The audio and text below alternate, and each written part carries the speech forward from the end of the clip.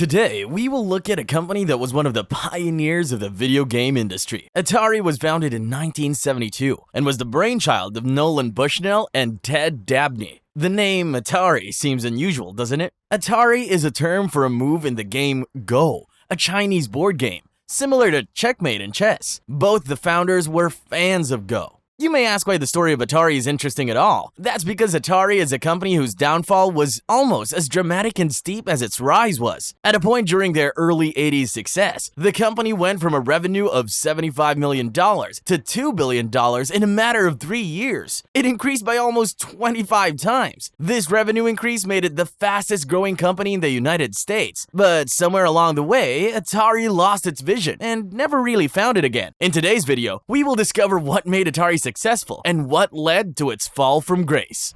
Did you know that Atari's founders initially formed a different company named Syzygy Engineering? But the name Syzygy was already registered. The founders then brainstormed and settled on Atari as the name for their new video game company. Nolan Bushnell's journey towards video games started a decade before we first heard of Atari. In 1962, as a student at the University of Utah, he came across the game Space War. This recently developed computer game caught the attention of young minds, including Bushnell's. In the 1960s, the cost of building computing machines was far too high to make commercial video game arcades, but he was sure that this price would come down soon. And so it did. This wait for the right moment took him to a like-minded friend who became the co-founder of Atari, Ted Dabney. Another electrical engineer, shared a keen enthusiasm for the video game industry. He had already invented the spot motion circuit, a technology that allowed for the movement of dots on screens without expensive computing equipment. Together, they were about to launch the world's first commercially available video game arcade called Computer Space. But this was not as successful as they would have hoped. This happened pre-Atari. The company was still known as Syzygy Engineering. Once Atari came into existence, Bushnell and Dabney started with the hiring of Alan Alcorn, their first design engineer. His assignment was to make a slightly different version of the popular video game, Tennis. Tennis was made for Magnavox Odyssey, the world's first commercial home video game console, and was well known amongst gamers. Tennis would serve as the inspiration behind Pong, Atari's arcade version of tennis. The first Pong machine became available in August 1972. This machine was installed in a bar in California. Within a few days, it broke down. But the reason will amaze you. The machine was so successful that the mechanism for coin insertion was flooded with too many coins and broke down. Everyone wanted to play Pong.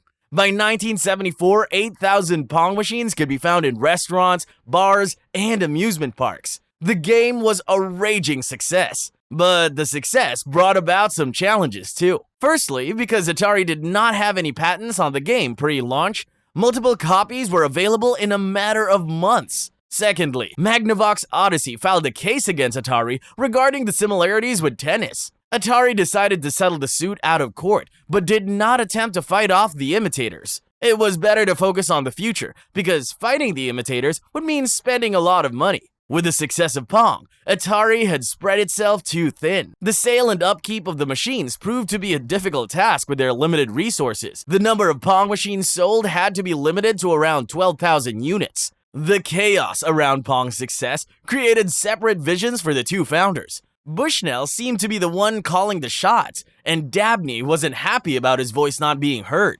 Bushnell was also pursuing too many things together. He was pushing for international expansion, had taken out multiple loans, and wanted to set up chains of video game arcades. In 1973, the co-founders parted ways when Bushnell purchased Dabney's shares. What was next after this successful and complicated period? Atari decided to continue the development of new games like Breakout, Tank, and others. Internally, they focused on home video game consoles. Cyan Engineering, a division of Atari, created a console system with interchangeable cartridges. The mechanism allowed users to play different games on the same console by swapping cartridges. This console was called the Atari Video Computer System, or Atari VCS. But bringing the console to the market wasn't easy. To help with the production and distribution of this console, which is an expensive outlay, Bushnell sold Atari to Warner Communications for $28 million and continued to work on bringing the Atari VCS to life. The Atari VCS, also called Atari 2600, was launched in 1977 for $199. For this price, you could buy the console, 2 joysticks, and a cartridge for the game Combat. 8 cartridges were available for purchase separately. The initial reaction was lukewarm. It wasn't clear to the customers how an interchangeable mechanism worked. This confusion meant that most people still thought that the console was too expensive to play just one game. The sales took off slowly, with close to 1 million consoles sold in 1977 and 1978. At the same time, Bushnell and Warner Communications started developing differences in opinions. One of these differences concerned the lifespan of the Atari 2600. Warner had been taking some losses in the first year of the Atari 2600's launch. Since the acquisition, Warner had already shut down a few departments and had been considering shutting down the Atari 2600. Atari 2600 being off the market was a no-go for Bushnell. Finally, in 1978, Bushnell and Warner headed in different directions. Now that both founders had left Atari, what was next for the company? Warner brought in a new CEO, Raymond Cassar, in 1978. With this move, the focus shifted from research and development to marketing. The Atari 2600 reached over 1 million in sales in 1979 alone, 2 million by 1980, and 10 million units by 1982. At this point, aren't you thinking about what could go wrong? After all, by 1982, the Atari 2600 was already the most successful home console out there. Behind the scenes, a few bad decisions by Atari and the market forces were about to create huge problems for the company. The multi-cartridge feature of the Atari 2600 would mean that third-party developers didn't need to develop their own consoles. They could just develop games and sell the cartridges. Activision was one of the most prominent companies that began manufacturing games. Activision was formed by unhappy Atari developers who felt undervalued by the company. They weren't paid enough and received no credit for games they had developed single-handedly. Third-party game developers were a big blow to Atari, as selling cartridges was a big part of their profits. Now, keep in mind that in the early 80s, the video game industry was young. Every company wanted to cash in on the profits, but none of them were sure about what the customer wanted. In trying to keep up with competition like Coleco and Nintendo, Atari rushed games like Pac-Man and E.T. to the market. These were underdeveloped and received terrible reviews.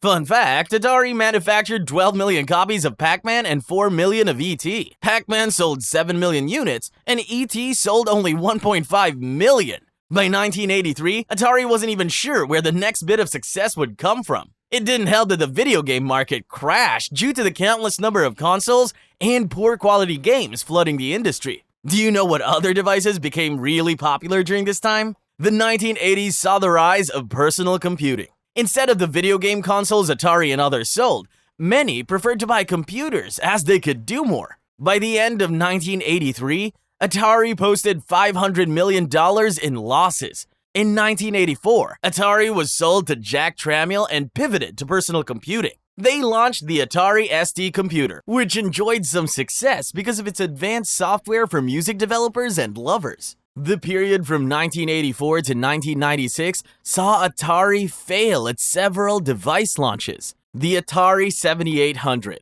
the handheld console called Lynx, and the Jaguar home console were half-baked and did not compete with market leaders like Nintendo and Sega. From 1996 to 2001, Atari was purchased and sold 3 times. Each company brought its misguided vision to the company and never followed through. Today, Atari remains in the businesses of hardware, licensing, and blockchain. But there are no positive noises around it. Within 2 decades, Atari had gone from $2 billion in revenue to nothing. The best way to describe the downfall is a case of fizzling out. Have you come in contact with Atari and its latest avatar? It seems like a name many have heard of, but don't know much about. Do you think Atari jeopardized its long-term success by only focusing on making the Atari 2600 successful? Were they too quick to change course when they got into personal computing? Did Atari's downfall result from not sticking with one industry long enough? Comment below and tell us. We love hearing from you. That's it for the video. Thank you so much for watching. Please don't forget to hit the like button and subscribe to our channel for more interesting content on some of your favorite companies. And hit that bell icon so that you're notified every time we drop a fresh video. See you next time.